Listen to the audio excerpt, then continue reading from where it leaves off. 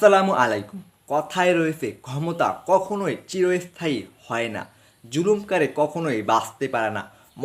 মহান আল্লাহ রব্বুল আলামিন ছাড় দেন তবে ছেড়ে দেন না। ঠিক তেমনটাই হয়ে গেল। তারা বলেছিল তারা কখনো ক্ষমতা ছাড়বে না, তারা বলেছিল তারা কখনো দেশ ছেড়ে পালাবে না। ঠিক এবার তাদের উল্টোটা হয়ে গেল।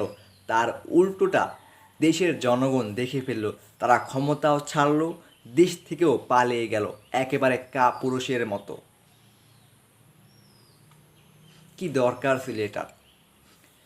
জাস্ট সাধারণ একটা আন্দোলন ছিল, সাধারণ শিক্ষার্থীদের, কোনো রাজনৈতিক দলের নয়, সাধারণ শিক্ষার্থীদের সাধারণ একটা আন্দোলন ছিল, কোটা আন্দোলন, কোটার সংস্কার। সেই কোটা সংস্কার থেকে একটা দাবি থেকে তারা গিয়েছিল 9টা দাবিতে, এবং সেখান থেকে ছাত্ররা নেমে আসছিল একটা দাবিতে, এক দফা দাবি। এবং সেই এক দফা দাবিতে সাধারণ শিক্ষার্থীরা আজ সফল। তাদের এক দফা দাবির কারণে আমরা দেশের সাধারণ জনগণরা এক স্বাধীন দেশ ফিরে পেলাম, আবারও এক স্বাধীন রাষ্ট্র ফিরে পেলাম, এক স্বৈরাচারী শাসকের হাত থেকে রক্ষা পেলাম। দেখেন, একটা সাধারণ বিষয় ছিল কিন্তু এটা, যে কোটা সংস্কারের যে একটা আন্দোলন ছিল, সেই কোটা সংস্কার কিন্তু করা হয়েছে। তবে হাজারো শিক্ষার্থীদের বুকে গুলি চালিয়ে, হাজারো শিক্ষার্থীদেরকে আহত করে, তাদেরকে ঘুম করে, হত্যা করে, নিহত করে, একের পর এক অত্যাচার করে, তাদেরকে লাঠি পেটা করে তারপরে এই কোটা আন্দোলন, এই কোটার সংস্কার করা হয়েছিল।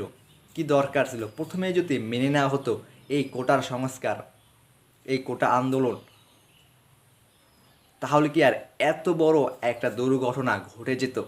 তাদেরকে গদি ছাড়তে হতো, দেশ ছেড়ে পালাতে হতো? সাধারণ একটা আন্দোলন, কোটা সংস্কারের আন্দোলন, যেটা মেনে নেওয়া হয়েছে ঠিকই, কিন্তু সেই সাথে তাদেরকে গদি ছেড়েও পালাতে হলো, দেশ ছেড়ে পালাতে হলো।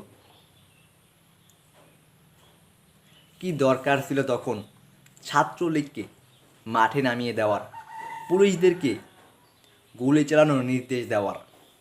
তারা হয়তো ভুলে গিয়েছিল যে যুগে যুগে যত ইতিহাস পাল্টিয়েছে সব কিছুই যুবকার ছাত্রদের দ্বারাই হয়েছে।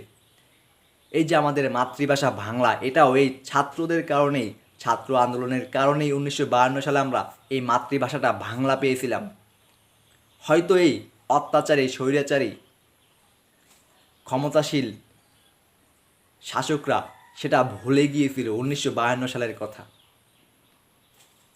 তারা ভুলে গিয়েছিল রফিক শফিক জব্বারের কথা, যারা মাতৃভাষার জন্য পাকিস্তানি হানাদার বাহিনীদের হাতে শহীদ হয়েছিলেন, এবং তাদের শহীদ হওয়ার, এবং তারা শহীদ হওয়ার কারণেই আমরা মাতৃভাষাটা বাংলা পেয়েছিলাম সেদিন। হয়তো সেই স্বৈরাচারী, অত্যাচারী শাসক ভুলে গিয়েছিলেন সেটা। তারা জানে না যে এই জেনারেশনের ছাত্র সমাজরা, সাধারণ শিক্ষার্থীরা কী করতে পারে। যদি ছাত্র সমাজ জেগে ওঠে, রাজপথে একবার নেমেই যায়, তাদেরকে দমানো এতটাও সহজ না, এবং তাদেরকে দমিয়ে রাখতে পারলেও না। শেষমেশ নিজের গতিটা ছেড়ে, দেশ ছেড়েই পালিয়ে যেতে হইল এই স্বৈরাচারী শাসককে। সাধারণ একটা দাবি, যদি এটা একেবারে প্রথমেই মেনে নেওয়া হতো, তাহলে আর এত বড় তাণ্ডব হতো না, দেশের এত বড় ক্ষতি হতো না। এই আন্দোলনে, কোটা আন্দোলন থেকে এক দফা দাবি, এই আন্দোলনে দেশের প্রায় 1000 কোটি টাকার উপরে ক্ষতি হয়েছে। এই এত টাকা ক্ষতিও হতো না, আর সেই শাসককে দেশ ছেড়ে পালাতেও হতো না যদি একেবারে প্রথমেই এই দাবিগুলো মেনে নিত। মাত্র একটাই দাবি ছিল, কোটা সংস্কার। এই দাবিটা মেনে নিলেই হয়ে যেত, কিন্তু তারা উল্টোটা করতে যেয়ে আজ নিজেরাই বিপদে পড়ে গেল এবং দেশ ছেড়েই তাদেরকে পালাতে হলো।